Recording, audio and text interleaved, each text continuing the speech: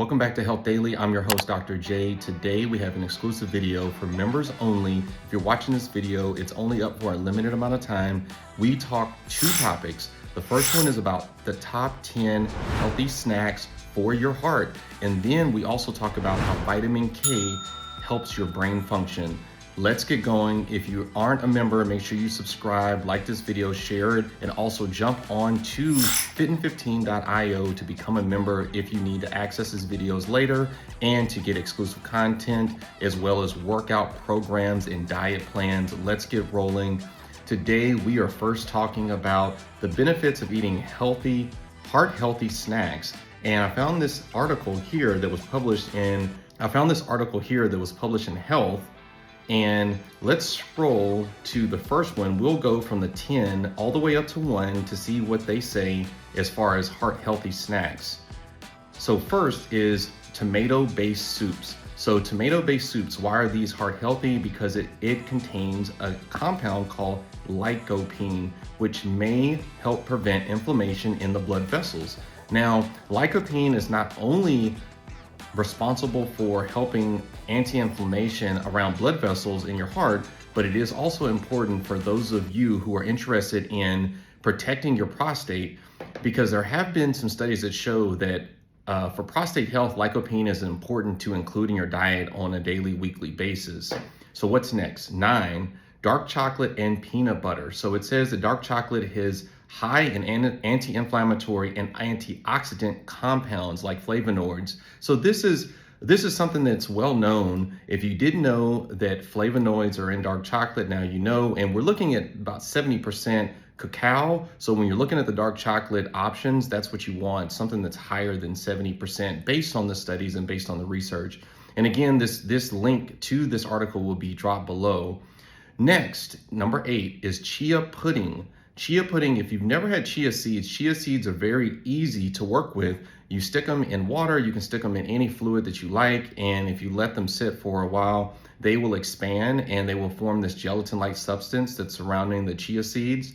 I use them in my overnight oats, where I basically put chia seeds, oats, a little bit of vanilla, cinnamon, and then you can choose whatever sugar that you like. I tend to like things like honey or maple syrup, and then you can use that to sweeten the dish. But chia seeds can be used for all types of things, but it has a high amount of fiber, and so that's why it's on this list. Next is berry and protein smoothies. Berry and protein smoothies are versatile, and who doesn't like a good smoothie? So that's why I made this list. And you can use regular milk or nut milk. I don't drink dairy just because I'm lactose intolerant, and a lot of you that watch this are lactose intolerant. And so nut milks like almond milk or soy milk, or well, soy is not a nut, but almond milk, or they have cashew milk, any other nut milk, pistachio milk even, but you can use any type of milk to make these smoothies. Greek yogurt parfait. And so those of you who are lactose intolerant, they do have the lactose-free Greek yogurt. And then you can also get the Greek yogurt if you don't want to do dairy at all. You can get the Greek yogurt in a different compound, something like a coconut or even cashew. They may have it in something like that. Bean salad. Beans are one of the best foods you can eat for heart health. They are rich in soluble fiber, which is different than insoluble fiber, which binds to cholesterol and prevents it from being absorbed in the bloodstream.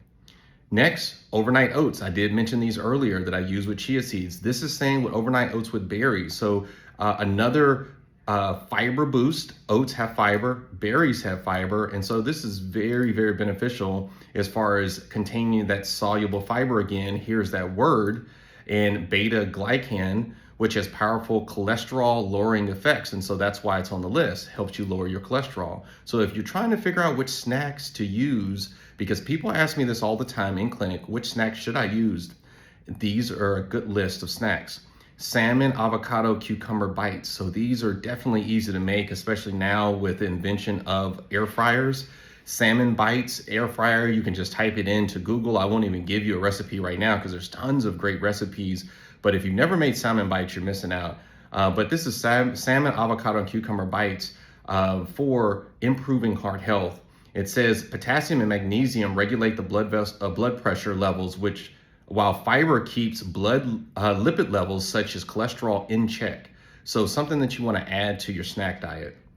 Next, number 2, mixed nuts. We talk about this all the time. I tell people to eat tree nuts all the time to help increase the good cholesterol in their diet, which is the HDL. HDL has been associated in multiple studies to improve heart health, and so you may want to include mixed nuts as a part of your snack.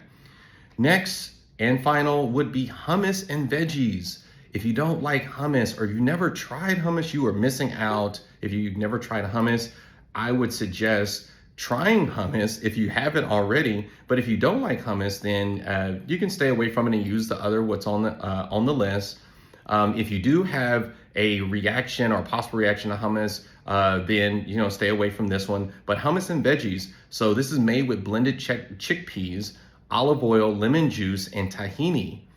So tahini is made from ground sesame seeds, so it's very, very tasty. If you never paired these two things together, I would recommend it. But it provides cholesterol regulating fiber. There's fiber again, and it has protein because it's chickpeas, so it can support heart health. So those are some of the top 10 heart healthy snacks. And we'll see if you wrote this, Jillian Kubala, and I probably butchered that name, but I will drop a link below, and shout out to Jillian on this article. Let's go to the next article here, and we are talking about, and this is coming out of Medical News Today, we're talking about diets low in vitamin K that may impact memory and accelerate cognitive decline. So what did this study say? So this is a recent study published in the Journal of Nutrition, explored the cognitive effects of vitamin K in mice. The results showed that mice fed a low vitamin K diet had lower vitamin K levels in the brain, poor cognitive function, and increased neural inflammation. So basically saying that those mice that had low vitamin K levels, they had poor brain function, and they had increased inflammation in their brain. The study suggests that vitamin K may play a crucial role in neurogenesis, learning, and memory, and that low levels of vitamin K may contribute to age-related cognitive decline, like memory problems. Further research is needed to understand the effects of vitamin K on human brain function as to determine the clinical implications of these findings, because this was a rat model. And so we will need more information, but it's good to really just know if you are not getting vitamin K in the diet, you should look at including vitamin K. So let's do just a quick search, and I'll highlight vitamin K. I'll do it right here together.